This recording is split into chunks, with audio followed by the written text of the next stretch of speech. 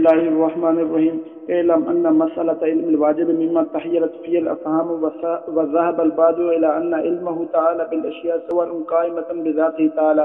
والبعض الآخر لما رأوا استحالة التكسر في ذاته تعالى بحسب الذات والصفات اعتقدوا أن علمه تعالى بها بصور مجردة قائمة بذاتها وهي المثل الأفلاطونية.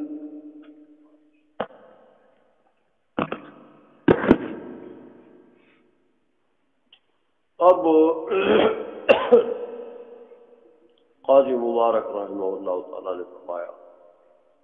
کہ یہ جو باری تعالیٰ کے علم کا مسئلہ ہے مما تحیرت فیہ الافہام، تو تحیر کی ایک وجہ تو کل تحیر کی دوسری وجہ یہ ہے کہ جو علماء آئے جو باری تعالیٰ کے لیے علم بالممکنات مانتے ہیں، اصل میں جھگڑا جو ہے وہ اسی علم بالممکنات میں ہے۔ باری تعالیٰ کو اپنی ذات کا علم یا اپنی صفات کا علم، اس میں کوئی جھگڑا نہیں، وہ علم حضوری ہے۔ سمجھا گئی ہے؟ تو باری تعالیٰ کو علم بالممکنات کیسے؟ اس میں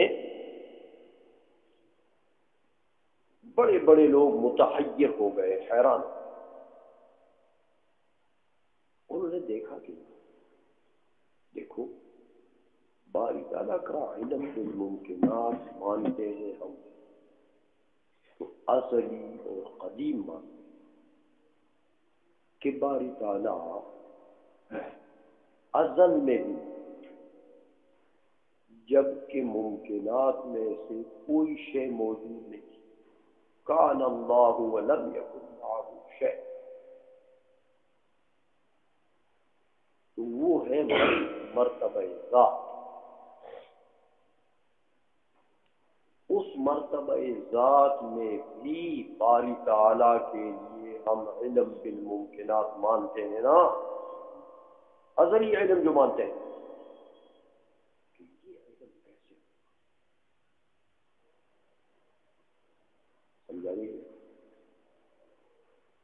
کیونکہ علم ملزوم ہے تمایز، اس کو لازم ہے، تمایز بین المعلومات اس کو لازم ہے۔ تو جب ممکنات تمام معدوم ہیں مرتبہ ذات میں، تو معدومات میں تو تمایز نہیں ہوتا، تمایز ہوتا ہے موجودات میں۔ تو جب ممکنات مرتبہ ذات میں سب معدوم ہیں تو معدومات میں تمایز نہیں، تو جب تمایز نہیں تو تمایز لازم ہے علم کو، تو جب لازم نہیں ہے منتفی ہے تو ملزوم بھی، تو اس کا تو مطلب ممکنات کا علم کیسے ہوا؟ یہاں آ کر حیرت میں پڑ گئے کہ وہ تو سب معلوم ہے، تو معلومات میں تمایز نہیں ہوتا، تو تمایز کا نام ہے علم، وہ لازم ہے علم کو، تو تمایز نہیں ہے تو علم بھی نہیں۔ قاعدے کا تقاضا تو یہ ہے،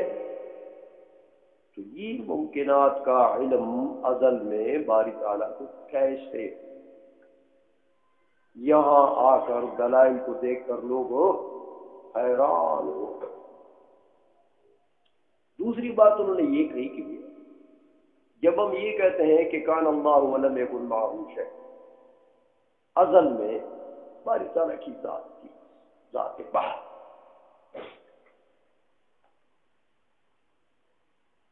ممکنات میں سے کوئی شے نہیں، صفات تو اس کی ذات کا عین ہے، اس میں کلام نہیں، تو آخر جب کوئی شے نہیں ہے ممکنات میں سے، تو ممکنات کے علم کے لیے کوئی سبیل تو چاہیے نا میاں، تو سبیل مبیل تو ادھر ہے نہیں، وہ تو ازل ہے۔ سمجھ آئیے؟ تو جب سبیل ہی نہیں ہے، اسباب علم بھی نہیں، کیونکہ اسباب علم بھی تو ممکنات کے علم کے اسباب بھی تو ممکنات ہیں، تو وہ تو ادھر معلوم ہے. تو انہوں نے کہا یار نہ اسباب ہے نہ وہ ممکنات خود ہے، تو یہ علم باری تعالیٰ کو ممکنات کا ازل میں یہ کیسے بات؟ سمجھ آ گئی ہے؟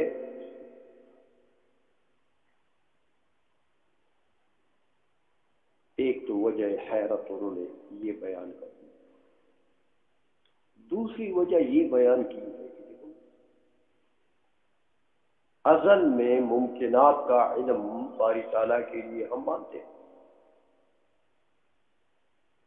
لیکن سمجھ میں نہیں آتا کہ علم کی تو دو قسمیں تم پڑھ چکے ہو،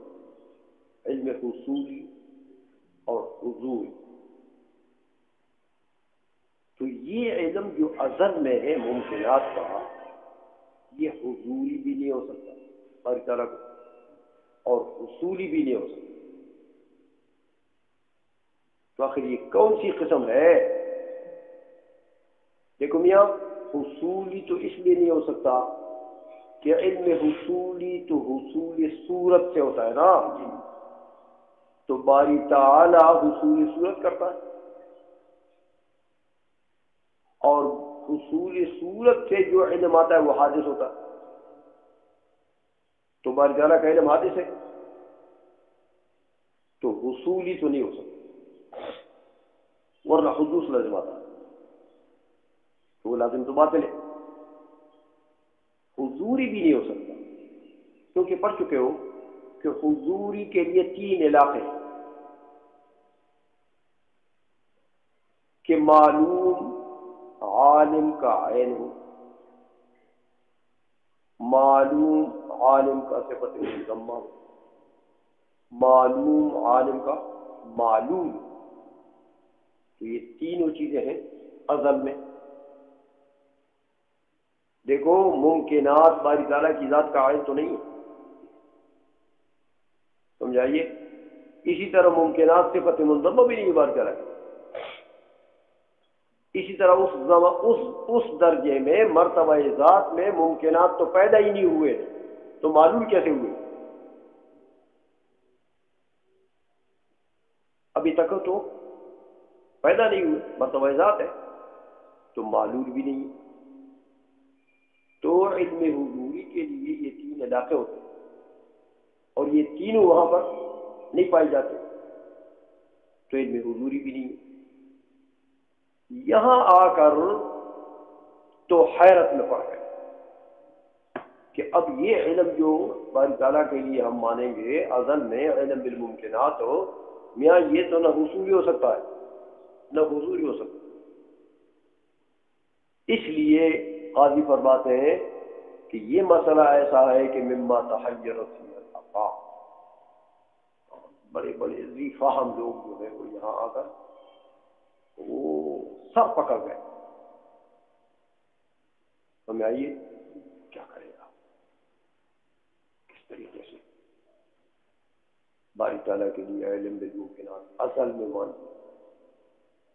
سمجھ آ گئی ہے کہ یہ اتنا اہم مسئلہ ہے کہ قاضی مبارک نے اس کی اہمیت بتاتے ہوئے کہ یہاں بڑے ذی فہم لوگ آئے اور سر پکڑ کے گئے، کسی طرف جانے کا راستہ نہیں ملا ان کو. حیران ہو گئے کیا کریں. یہ تو مسئلے کی اہمیت آپ کو، یہ ایسا مسئلہ ہے. لیکن پھر میں نے آپ کو کل بتا دیا تھا کہ جو لوگ حکماء اسلامیوں باری تعالیٰ کے لیے ممکنات کا علم ازلی مانتے ہیں کہ ازل میں جب ممکنات سارے معدوم تھے پھر بھی باری تعالیٰ کو ان تمام ممکنات کا علم ازلی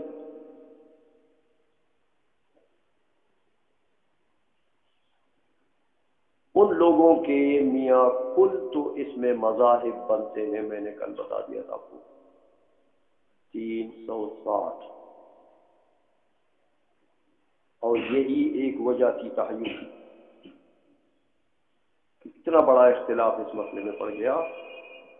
تو یہ بھی ایک وجہ ہے تحیف۔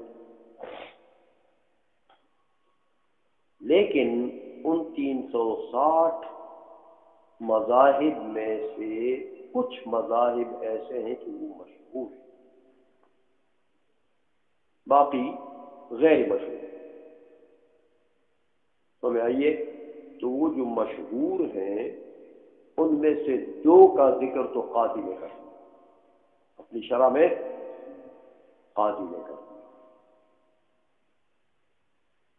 قاضی رحمہ اللہ تعالیٰ فرماتے ہیں کہ میاں دیکھو،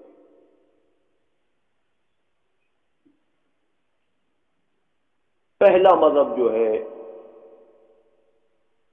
وہ معلم اول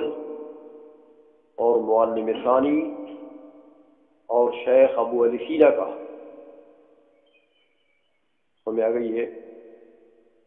اور ان کے متبعین بھی بہت سے ہیں، کیونکہ تینوں اس فن کے امام ہیں۔ تو ارسطو تعلیف، شیخ فارابی اور شیخ ابو علی سینا،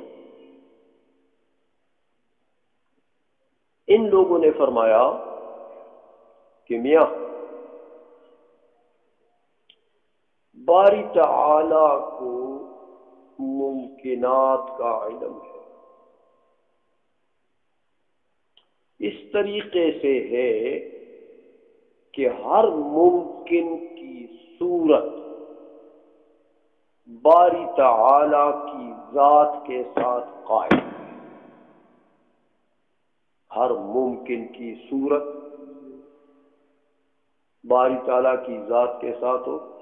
قائم ہے، تو وہی صورت اس ممکن کے لیے علم ہے، وہ جو صورت قائم ہے باری تعالیٰ کی ذات کے ساتھ، وہی صورت اس ممکن اسی صورت کے لیے علم۔ تو علم انہوں نے مانا صور قائمہ بذاتہ تعالیٰ کے ساتھ، میں آ گئی ہے۔ یہ قول جو ہے یہ گویا کہ معلم اول ارسطو تعلیف، شیخ فارابی اور شیخ ابو علی سینا اور ان کے متبعین کا قول، لیکن یہ ان پر بھی اعتراض ہے کہ تم شیوخ تو بڑے ہو، لیکن بات تم نے ایسی کی ہے کہ وہ ٹھیک نہیں بنتی۔ دیکھو میاں، اگر ممکنات کا علم اس طریقے سے مانا جائے کہ ہر ممکن کی ایک صورت قائم ہے باری تعالیٰ کی ذات کے ساتھ، اور وہی صورت اس ذی صورت کے لیے علم ہے،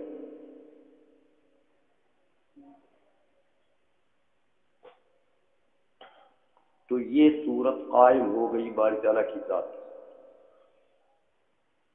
تو باری تعالیٰ کی ذات اس صورت کے لیے کیا بنی؟ محل، اس صورت کے لیے محل، تو اس دوسری صورت کے لیے بھی، تیسرے کے لیے بھی، چوتھی کے لیے بھی محل۔ تو صور تو متعدد ہے نا، تو ان کے محل میں تعدد نہیں آیا، لازم آیا، ہر صورت کا محل الگ ہوگا نا۔ تو باری تعالیٰ کی ذات میں تکثر اور تعدد آیا کہ نہیں آیا؟ کیونکہ ہر صورت دوسرے صورت کے مباین ہے میاں، ورنہ پھر تو علم نہیں بنے گا اپنے، اگر مشترک صورت ہے تو پھر تو امتیاز نہیں ہوگا، امتیاز نہ ہو تو علم نہیں ہے، تو ہر ممکن کی الگ صورت ہوگی نا، اور وہ باری تعالیٰ کی ذات سے قائم ہے، دوسرے ممکن کی الگ صورت ہوگی جو باری تعالیٰ کی ذات سے قائم ہے، تیسرے ممکن کی الگ صورت ہوگی، تو صور میں جب تعدد اور تکثر ہے تو اس کے محل میں بھی تعدد اور تکثر ہوگا، تو ذات باری تعالیٰ میں تکثر لازم آئے کہ نہیں جائے؟ اس لیے ان شیوخ کے قول سے تو یہ بہت بڑی خرابی لگتی ہے کہ یہ قول تو باطل ہے، اس لیے کہ یہ قول ملزوم ہے اور تکثر فی ذاتی ہی تعالیٰ اس کو لازم ہے، تو یہ لازم تو باطل تو کل ملزوم ہو۔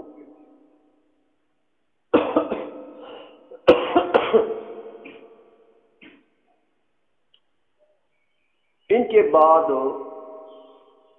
اشراقیہ کا امام، یہ تو مشائیہ ہیں، یہ رسط علی ہو، شیخ فارابی ہو، شیخ ابو علی ہو،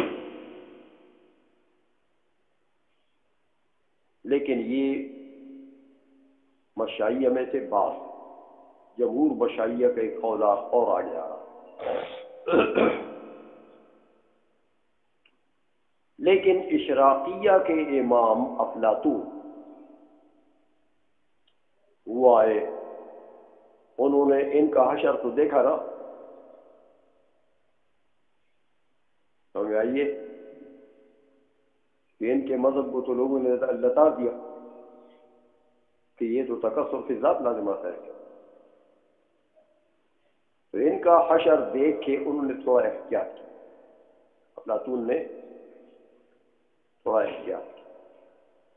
انہوں نے کہا یار ممکنات کا علم باری تعالیٰ کو ہے تو صور سے، ہر ممکن کی صورت ہے، وہی اس ممکن کے لیے علم، البتہ وہ صورت جو ہے وہ قائم بذاتہا ہے، قائم بذات الباری نہیں ہے، ہر صورت باری تعالیٰ کے سامنے، ہر ممکن کی صورت باری تعالیٰ کے سامنے قائم بذاتہا ہے، اس کی بھی الگ الگ صورتیں، ہر ممکن کی الگ صورت جو ہے وہ باری تعالیٰ کے سامنے قائم ہے، تو وہی صورت جو ہے جب وہ باری تعالیٰ کے سامنے حاضر ہے، وہی صورت بھی صورت کے لیے علم ہے، سمجھ آ گئی ہے؟ یہ اشراقیہ کے امام نے یہ بات کہی کہ علم ہے تو بالصور ممکنات کا، لیکن وہ صور ذات باری تعالیٰ کے ساتھ قائم نہیں ہے، بلکہ وہ ہر صورت قائم بنفسہا ہے اور باری تعالیٰ کی ذات کے سامنے حاضر، وہی علم ہے اپنے اس بھی صورت کی، اس طریقے سے گویا کہ ممکنات کا علم ہے باری تعالیٰ کو علم بالصور، سمجھ آ گئی ہے؟ تو ان پر افلاطون کے اوپر وہ اعتراض تو نہیں ہو جو وہ شیوخ پر ہو گیا، لیکن ایک اور خرابی لازم آ گئی، وہ یہ کہ میاں مشترک خرابی ہو، پہلے والوں پر بھی ہے ان پر بھی، وہ یہ کہ ان کے نزدیک بھی علم بالصور ہے، اس کا محل الگ ہے، تیرے نزدیک بھی علم بالصور ہے اگرچہ، لیکن علم بالصور تو مشترک ہے نا میاں، تو علم بالصورت کیا ہوتا ہے؟ علم اصولی، تو علم اصولی تو حادث ہوتا ہے، سمجھ آئیے؟ بواسطہ صورت حاصل ہوا نا علم، تو صورت نہ تھی تو علم نہ تھا، صورت آئی تو یہ تو علم حصولی ہے، یہ بواسطہ صورت جو حاصل ہو وہ کیا ہوتا ہے؟ علم حصولی، سمجھ آ گئی ہے؟ تو یہ علم حصولی ہو گیا، ایک تو باری تعالیٰ کا علم حصولی ہونا پاس ہے، اور دوسرا یہ کہ حدوث بھی اس کو لازم ہے، کیونکہ بواسطہ صورت ہے، تو صورتیں تو قدیم نہیں ہے نا میاں، ممکنات قدیم نہیں ہے تو ان کی صورتیں کیا قدیم ہوں گی؟ سمجھ آ گئی ہے؟ تو جب قدیم نہیں ہے تو حادث ہے، تو صور تو ممکنات حادث، تو ان کی صورت حادث، اور باری تعالیٰ کا علم بالحادث آ گیا تو جو علم بالحادث ہو بذریعہ حادث ہو وہ علم بھی حادث، تو لازم آ گیا کہ باری تعالیٰ محل حوادث ہو گیا علیہ باللہ، تو محل حوادث جو ہوتا ہے وہ خود حادث، تو باری تعالیٰ کی ذات کا حدوث لازم آ گیا، تو یہ لازم تو باطل ہے، تو فالمطلوب ہو، لہذا افلاطون کا مذہب بھی یہ بھی باطل ہے۔ سمجھ آ گئی؟ ان دو مذاہب کا ذکر تو وہ ہے کہ قاضی نے اپنی کتاب میں کر دیا ہے، ترجمہ کرو گے۔